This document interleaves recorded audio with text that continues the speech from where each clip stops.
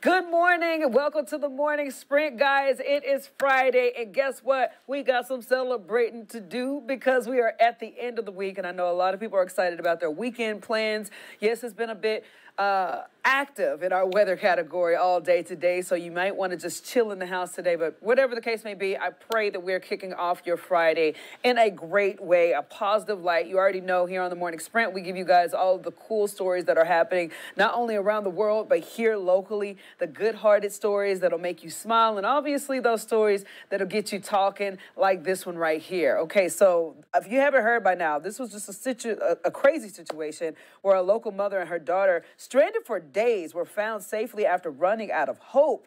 And we have this miraculous reunion with their families. You do not want to miss it because, again, it took my breath away when I realized, I know we were doing like they were missing at first. We were covering it all week long. And then yesterday was the ultimate reunion where they were found. That was a major blessing. We'll get to that later on in the sprint. Plus, it is Family Friday, which means you guys have sprinted your pictures our way. We got a couple shout outs to give to you. And for the first time today, later in the sprint, we go into the comment section, and you do not want to miss that. I'm very excited and looking forward to that. First and foremost, let's get to our top stories of the day, some of those good-hearted stories that are happening here locally. Like I was telling you, you got the Roanoke nonprofit Good Samaritan Hospice received a massive grant to aid in its mission to help hospice patients around the Roanoke Valley. $500,000 going towards the future and inpatient hospice building called the Center of Caring. Now, the project hit a major milestone during the event by laying the foundation in patient rooms. We're excited to see construction underway. We're really hoping within the next year to complete the project. This is a huge deal. This is a monumental day, not just for Good Sam, but also for the Roanoke and New River Valleys. I mean, we will be able to serve patients in a way that is not currently available. Now, the hope is to have the center open and operating by this time next year. Again, a major blessing right there in our community. Something else is good that's happening. We always want to see what all we can do to try to help out each other. And the fact that this grant is going to give back so much to the community is a major, major blessing. You know me, I love bragging about the blessings that are happening in our community. Okay, so get this. We got something really cool and interesting coming your way, happening from the middle school students, where they had a chance to craft up their own drone. Okay, so today, Virginia Tech concludes, hold on, let me get back to the picture so you guys can see it. Let me get that going. Okay, so that video has malfunctioned, but it's okay. We're going to chit-chat about it anyways. Okay, so get this. These kids had a chance to show off their craftsmanship today. Virginia Tech concludes that its imagination competition and lab. The lab brought together a group of 7th and 8th graders with constructive skills to build their own drones and showcase their capabilities. Most of the building took place earlier in the week, but today they will show off their flying skills and their creations in the final showcase of the camp. And we were talking about this a little bit yesterday, like a couple of days ago. Either way, it's always good when you bring students in and with the advanced technology and the way these minds work, they form such beautiful, awesome things. And you never know, especially the way a young mind can be very creative. The fact that this is going to kickstart them into a project that they might be interested in moving on later on in life is a good thing. So shout out to Virginia Tech, giving them that opportunity to do that. Okay, if you like your makeup, I shop at Ulta. A lot of chicks shop at Ulta. A lot of people shop at Ulta, okay? So we got to talk about this right here, okay? Happening today, Ulta location at Lynchburg's River Ridge Mall is opening. The full experience store is coming to the Hill City. It's the first of its kind in the region, equipped with a salon and full beauty bar. Says that it has a licensed makeup artist. The ribbon cutting will take place. All that good stuff is happening at 10 a.m. opening today. Now, it says customers will be able to receive up to 20% off what they buy grand opening weekend. So do not miss Ulta. They're doing their thing. A lot of people are very pumped up about this. I'm trying to figure out exactly why our video. I want you guys to be able to experience and enjoy the video that we have because there's a lot of cool stories we got going on. So if it ends up being really short, my apologies about that, technical issues, but it's okay. We're going to keep on moving through it. So if you like you some Ulta, head on out there. They got them grand opening happening right there. there. Okay, so let's see if this won't give us a chance. I'm just going to press this, and I'm going to pause this right here. The recently opened Noodles and Company in Christiansburg, you're looking at it right there on your screen, celebrate National Mac and Cheese Day with its first ever mac and cheese trade-up event. Location is inviting people to trade in their boxed mac and cheese in exchange for a free bowl of Food Chain's famous Wisconsin mac and cheese. Any box of mac and cheese is eligible to be traded in. All you have to do is take it to the register. You will receive your free gift. All boxed macaroni will be donated at a local food bank. So you heard it first, folks. If you like you some mac and cheese, you want to get you some free stuff going on right there, go check out Noodles and Company in Christiansburg. All right, guys, moving on. We got to get to this story because it's a very interesting story. I want you guys to be able to just bear with me for a second. Let me make sure I get this together. Hold on. We got the Noodles and Company. Okay, so we're going to hit up the Body Farm next. Okay, so that's obviously something that you guys have never heard of. I've never heard of it, but most people that do hear of it is dealing with the fact that they're trying to find a better way for people to investigate crime scenes. So we already know some people are donating their body to science, and as crazy as that sounds, it's actually a big benefit, okay? We have 10 News anchor Jenna Zipton with how your death could actually help the next generation help fight crimes. And another technical difficulty. I sincerely apologize about that. If you guys want to watch that story, just a preview is coming up on Monday. But it's a very interesting story, too, because it's talking about, basically how when you get to these crime scenes, you watch the shows, you've seen it before when people dump bodies all over the place, unfortunately when murder is taking place. These investigators and these FBI agents, these specialists, they're trying to figure out ways to look at it, and they're calling it Body Farm, which is also a pretty interesting name right then and there. But getting this starting on Monday, they're going to take you inside the science and the solving of the crimes, how bees actually can contribute to help investigators find a body. Also, how former FBI agents are teaching the next generation a 3D technology that can take a judge or a jury to a crime scene as if they were there. All starts Monday, and that's going to be on WSLS 10. Do not miss it. Another awesome thing you don't want to miss because, again, it's a very interesting story. Jenna Zipton has been working a lot on this particular story, so you guys don't want to miss that, period. All right, so let's get to our weather. Hopefully the weather's going to work. I think the weather's going to work out. It's going to check out. Meteorologist Chris Michaels is here. We've had a weather authority alert day all day today. It ended at 7, so if you guys were turning us on earlier, you saw the red going on. You saw how crazy everything was with the flooding and stuff that happened yesterday. But fortunately, I think we're starting to get into that world where they were able to end the WOD at 7. Meteorologist Chris Michaels is here, though, to tell you how the rest of your day today is shaping out, as well as this weekend. Hey there, guys. Happy Friday. Areas like Lynchburg recovering from flooding that happened yesterday. Storms today, much more hit and miss. 85 to 90, though. More numerous showers and storms Saturday. A couple could be on the strong side heading into the afternoon. Sunday looks to be a calmer day, a slightly hotter day. High temperatures in the upper 80s and lower 90s. Enjoy your weekend. I'll see you guys next week on The Spring. All right, Chris, thank you so much. Make sure you guys have that app downloaded so you'll be in the know with whatever changes are coming in our forecast. Okay, so let's get to this. Speaking of weather events, we always have those organizations that like to step in to help anybody in a time of tragedy, and that's what happens when you're dealing with God's Pit Crew out in Danville. Get this, last summer, Shelby and Laverne Fields went through an unimaginable disaster. Their home in eastern Kentucky and everything they owned was destroyed by flooding. But thanks to these volunteers, 1 year later, they received the keys to their new home. Despite all that they have been through, the Fields family says that they're in disbelief and feeling grateful to call this new house a forever home. We're tickled, we're happy but want to cry. Try not to. Can tell you that it's a joy to see that when they walk in, but unless you've witnessed it, it's just hard to describe because you're making such a difference in lives. You're turning their lives completely around, so it's just amazing to see that happen. Now, to learn more about God's Pit Crew and how to donate or volunteer, you can visit our website at WSLS.com. As you can see, again, this organization has done so much for all around the country and even overseas, doing what they can with helping people in a time of tragedy. You know, nobody ever wants to imagine how it would be if you were caught up in a storm, lost everything, you don't know what to do next, and then you have this organization coming, a faith-based organization coming in to build something that will help you guys continue to live some sense of normalcy out. So again, shout out to God's Pit Crew doing their thing. Always a good story and always a good time to give them some type of shout out when they're giving back to the community.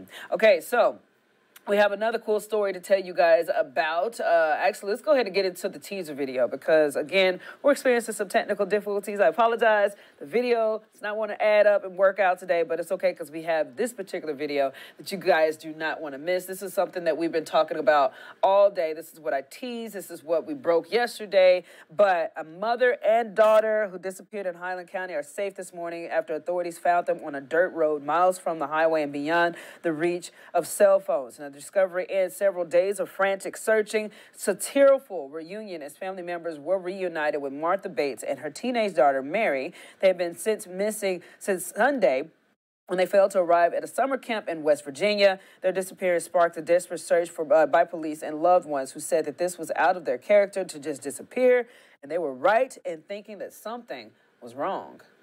We've been living in our car.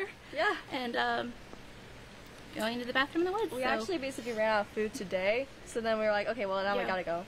The car's dead, there's no food. We got stuck in the mud and we couldn't get out, and we've been stuck there ever since. Now, ultimately, it says that the two were found by first responders with the Highland County Sheriff's Department with no food and no hope, dragging their suitcases down a dirt road. They walked about 2 miles. It was so wonderful. Yeah. I started crying, and I was so glad that he was here because we're so glad to be back. Jumping up and down. I cried almost every night. Yeah, we did. Yeah. We cried, but we kept each other strong, and we knew we'd be back.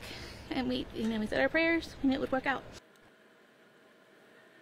Again, just a miraculous story right there. And it's something that, you know, we take for granted. Obviously, we never want to be caught in a situation where our vehicles break down. You always want to have some type of plan B ready to go, ready in place to be able to, you know, have contact with family. And the fact that they were out of cell service, they were, you know, basically in the middle of nowhere. And thank God they had informed their other family members and people knew where they were going because that's how they knew something wasn't quite right. So if I was ever caught in that situation, I don't know what I'd do. I've seen a lot of movies. You guys know I love me some scary movies, and I can always think every time I watch those, I'm like, man, I cannot imagine if that played out in real life.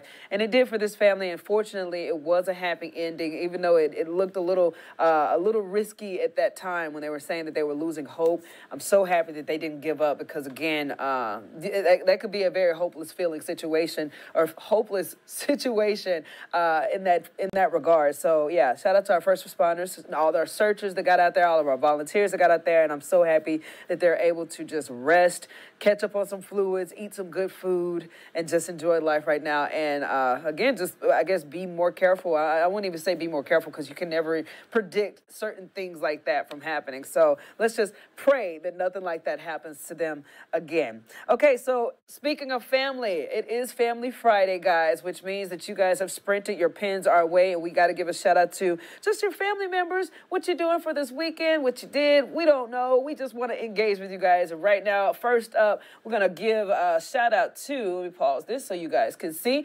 This is coming from Britt Gabhue. I think I pronounced that correctly. She said this is Crumbles. She sent us this cute little cup. Look at those eyes, man. That's something that you can see on a TV show, movie, whatever you think about is beautiful. And then she also sent us Anya as well. So shout out to Britt stepping in, sending us her family members so we can get to know them. Also coming in, we have Brooke She's actually our sports reporter here at WSLS. I guess she's going off on vacation because if you look right there at the bottom of your screen, that is our photojournalist Carter at his second job. Says, I'm visiting Carter, my friend Carter Gage at the airport. So yeah, so this is where a part of her family, and again, a part of all of our work family members. Thank you so much for sprinting that to us. Moving on into our next pin that we got. Let's give it up for Namaste, sending us Paco right here. Beautiful cat right there, just enjoying the times. Thank you so much for sprinting that our way as well. And then last but not least, we have good old Bobby Pop coming in with this shot right here of the sky. This is from Forest, Virginia. It's a very, very crazy shot right there. I know this is when all the weather was coming in, the clouds were coming in. So yeah, thank you so much. I don't know if you were out and about cutting the grass or, you know, doing something on your porch. I don't know, but thank you for sending us this picture because again, it just shows you that all of us are in this together, sharing our whatever our perspectives may be. Just pin it because we would love to chit chat with you, engage with you because it's not all about us. It's about all of you, and this is your show, okay? So with that, let's go ahead and bring in Sammy Sam. We're going to pull up Jazz's picture, though. Check this out. Let me get it set up, and boom, get that going right there. See if I get Sam on the phone. Sam, can you hear me? Yeah, I can. How are you, Jazz? I am good, girl. How you doing? Good. It's Friday. Yes, it is. I'm very excited about that. I'm so sorry. Like, it was some crazy you know, we're still with the morning sprint. Everything is super live. So apologize about the technical issues that were happening with our videos. I hope we were able to still showcase the stories in a good way. Oh, yeah. You're a professional, Jeff. You did a great job. Lord bless it. Okay, so, you know, speaking of the story that, you know, I think is like a big top talker right now, that family that was reunited, what are your thoughts on that? Just crazy. You know, we work in a newsroom, and unfortunately, we don't always get a happy ending, and I'm so happy that they were found, you know, healthy and safe. Oh, definitely. Now, I always want to, you know, chit-chat with people about those. When they sprint their pictures in, obviously, that's a really cool deal because can you please explain the importance of, you know, people just sharing what they're seeing with us? Yeah, of course. You know, we can only do so much, so we really rely on you guys to send in your photos that we can see what y'all are up to, chit-chat with you, talk with you about what you're doing, and really just start a relationship with you guys. And that's really what it's all about. That's what we do here. You know, we always say it, we're working for you. But, you know, we want to be able to interact with you and just have fun and hang out with you guys, too. Definitely. Speaking of having fun and hanging out, do we have any viewers or comments today? We've definitely got some viewers, and no one's commented yet. Maybe everyone's kind of sleepy on this Friday morning. Yeah, no, it's okay because get this. So, Sam, me and Jazz, we were talking about this because we noticed that a lot of people like to go back and watch the old sprints, you know, something that is aired, and they go back after it's live, and then they'll comment, you know, and we want to make sure we give people shout-outs there and there, okay? So, before I let you go, we're going to go to the comment section. So, guys, check this out real quick. Okay.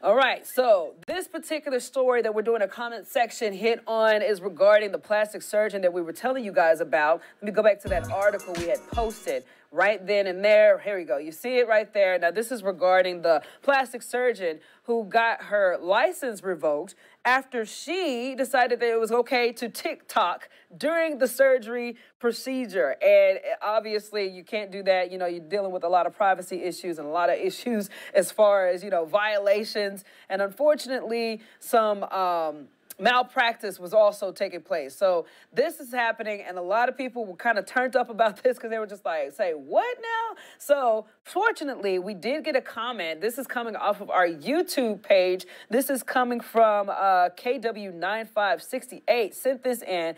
She says, Whoa, at first I was like, what's the problem? Surgeries are filmed for medical school. Then they said that she stopped during the surgery to answer questions and other people had medical complications. So shout out to you so much for sending us your comment. Is always good when we're engaging with people. Yeah, Sam, this is kind of like one of our first real comments that actually looked at a story and was just like, wait, I have to comment on this. Yeah, I mean, that's a good story to comment on too, because that's a big issue. Big issue. So yes, guys, it's stories like this that we want to hear from you. Obviously, we can only say so much. I know we can give our takes on it, our opinions on it, obviously backed with the facts. But, we love engaging with our audience and letting them see, hey, we're all human. We all can react. It's just like talking to a friend. So if you had seen something that we aired today, be sure. Hold on, not that guy. Let me get my life back together. Okay, I got to get the cameras up. Okay, perfect. Gotcha. Okay, yeah, so Jazz, like I was mentioning to them, if people see anything that we aired today that they want to comment on, what's the easiest way to do it? Head to our website. During the sprint, the story is always top story on our website, so you just have to go right there, and it's right there on the homepage for you. You can also head to YouTube if that's more your jam, and leave a comment there, or same thing if you've got our app. It'll pop up right at the top. You just got to click on it and type in your comment. All right. Perfecto. All right, Sam. May you have a blessed weekend, okay, girlie? Thanks. You too. All right.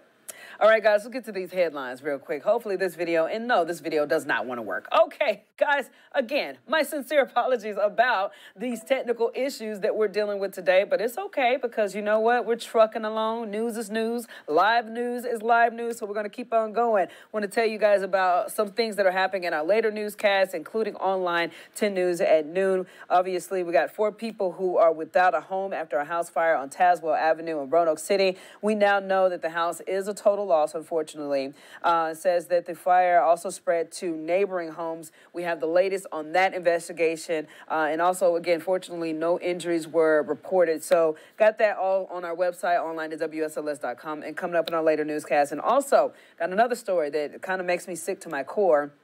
Former Franklin County deputy will be arraigned in a Miami court on federal charges of sexually abusing a minor. As we reported, court documents from the FBI allege the 47-year-old Justin Sigmund molested a child under the age of 10 while in a dining room on a cruise ship back in May. We have what investigators are saying about that, what he had to say to investigators, and the latest in that case. And then last but not least, Roanoke County schools are looking at implementing a new policy in regards to classroom decorations and what can be hung up as far as a display.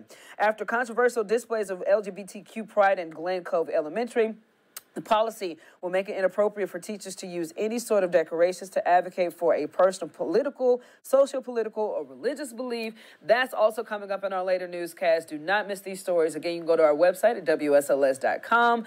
All our later newscasts, whether it be at 5, at the noon, at 11, we always got you covered here at WSLS. But for right now, thank you guys for dealing with me on this technical difficulty type Friday. It is okay, though. I'm in a great spirit because it is still the end of the week. We're at the weekend. We get a chance to enjoy that time, that break against from all the 9 to 5 working, okay? So if you guys would, please join us again back here on Monday on WSLS.com, the morning sprint, 8 a.m. Don't miss it.